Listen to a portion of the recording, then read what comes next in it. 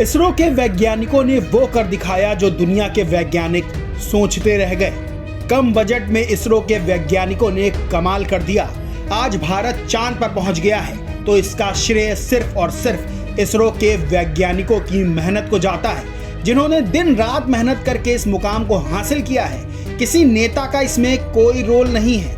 हाँ, मौके पर फोटो खिंचवाना हो तो अलग बात है, या फिर कुछ नेता चाटुकारिता करके किसी बड़े नेता की जय जयकार करना चाहें तो उन्हें ऐसा करने से कोई नहीं रोक सकता। लेकिन जब से चंद्रयान 3 चांद पर सफलतापूर्वक लैंड किया है, तभी से कुछ चाटुकार लोग मोदी का गुणगान कर रहे हैं। जैसे लग रहा है कि मोदी ने ही चंद्रयान 3 को चांद पर पहुंचा दिया। कसम से फुटेज खाने की भी इंतहा होती है। आपको सच बताएं तो मोदी सरकार ने तो अंतरिक्ष विभाग के बजट में कटौती कर दी थी, 1100 करोड़ रुपए कम कर दिया था। लेकिन हमारे देश के वैज्ञानिकों को सलाम, जिन्होंने बजट कम होने के बाद भी दिन रात मेहनत की और भारत को चांद पर पहुंचा दिया।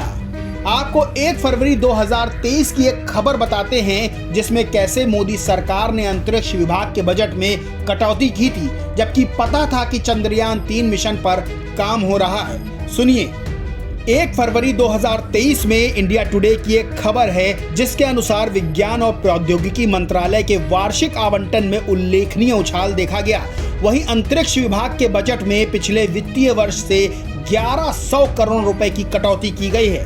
केंद्र ने अंतरिक्ष विभाग को 12,543.91 करोड़ रुपए आवंटित किए, जो भारत के अंतरिक्ष कार्यक्रम के लिए जिम्मेदार है, जबकि बजट 2022-23 में यहाँ 13,700 करोड़ रुपए था। इसरो प्रमुख एस सोमनाथ की अध्यक्षता वाले अंतरिक्ष विभाग ने कहा कि भारतीय अंतरिक्ष एजेंसी अपने इतिहास के कुछ सबसे बड़े मिशनों का प्रयास करेगी, जिसमें चंद्रमा पर चंद्रयान 3 मिशन और निरीक्षण के लिए आदित्य L1 मिशन भेजना शामिल है। जबकि इसरो विश्व स्तर पर लागत प्रभावी मिशन संचालित करने के लिए जाना जाता है। इसके बजट में उल्लेखनीय कमी से गगनयान मिशन सहित इसके कुछ मिशनों में और देरी हो सकती है। सुना आपने कि किस तरह अंतरिक्ष विभाग के बजट में कमी की गई थी, फिर भी हमारे वैज्ञानिकों ने कम पैसे में कड़ी मेहनत करके इस मिशन को कामयाब बनाया। इस पर कृष्णकांत नाम के एक ट्विटर यूजर ने लिखा कि चंद्रयान 3 की लॉन्चिंग से पहले सालाना बजट पेश हुआ। चंद्रयान समेत अंतरिक्ष विज्ञान का बजट 32% कम कर दिया गया, लेकिन चंद्रयान के लैंड होते ही फोटो खिंचाने और भाषण देने पहुंच गए। तारीफ कीजिए उन वैज्ञानिकों की जो इनके ऐसे रवैये से हतोत्साहित नहीं हुए। आप चाहें तो ऐसी विज्ञान विरोधी सरकार को 1000 लानतें भेज सकते हैं। आप सोच रहे होंगे कि भाई इसरो के वैज्ञानिकों पर तो सरकार मेहरबान रहती है, साहब तो वैसे ही तकनीक की बात करते हैं तो वैज्ञानिकों की सैलरी तो खूब ज्यादा होगी। तो ये भी सुनिए, इसरो के पूर्व अध्यक्ष जी माधवन नायर का बयान सामने आया है कि आज भारत चांद के दक्षिणी ध्रुव पर पहुंचने वाला दुनिया का पहला देश बना है। ये तब हुआ जब विकसित देशों की तुलना में इसरो के वैज्ञानिकों की सैलरी 5 गुना कम है। उन्होंने बताया कि वैज्ञानिकों की कम सैलरी होना भी एक वजह है कि हर मिशन का सॉल्यूशन हम कम पैसों में करने का सोचते हैं। आज दुनिया के विकसित देशों में स्पेस सेंटर में काम करने वैज्ञानिकों की जितनी सैलरी मिलती है, उससे कहीं कम इसरो में काम करने वाले वैज्ञानिकों को मिलती है। आपको यहाँ कोई लखपति नहीं मिलेंगे, हर कोई एक साधारण जिंदगी जी रहा है और किसी को पैसों की चिंता भी नहीं है, क्योंकि हर कोई देश के लिए अपना योगदान देना चाहता है।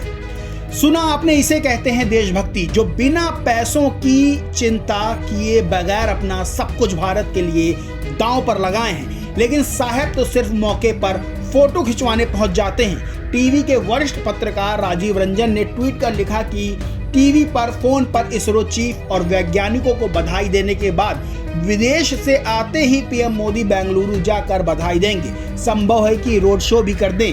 बधाई देकर जब दिल्ली आएंगे तो ढोल नगाड़ों से उनका स्वागत होगा। सब टीवी पर लाइव होगा, इसरो वैज्ञानिक भी इसे देखेंगे।